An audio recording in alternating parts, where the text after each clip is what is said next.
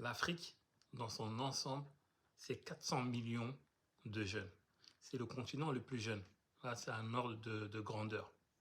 L'âge médian, il est d'environ 19 ans, 20 ans.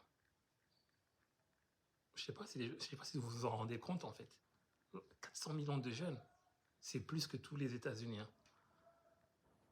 Et qu'est-ce que les politiques, qu'est-ce que les hommes politiques, qu'est-ce que les femmes politiques, en tout cas les hommes et femmes qui sont aux manettes dans les différents États africains, qu'est-ce qu'ils proposent pour ces jeunes-là en termes de création d'emplois, en termes de projet sociétal?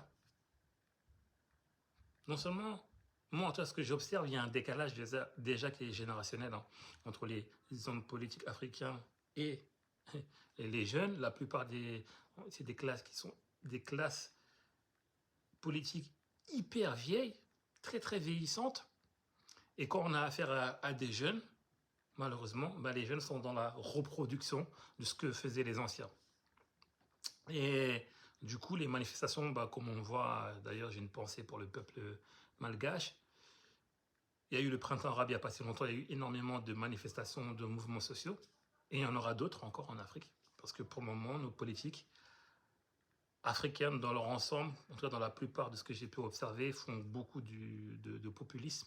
Ils ne proposent pas de réelles en fait, alternatives pour ces jeunes-là, en fait, qui est, encore une fois, l'Afrique, c'est le continent le plus jeune au monde. Et ça pose des questions.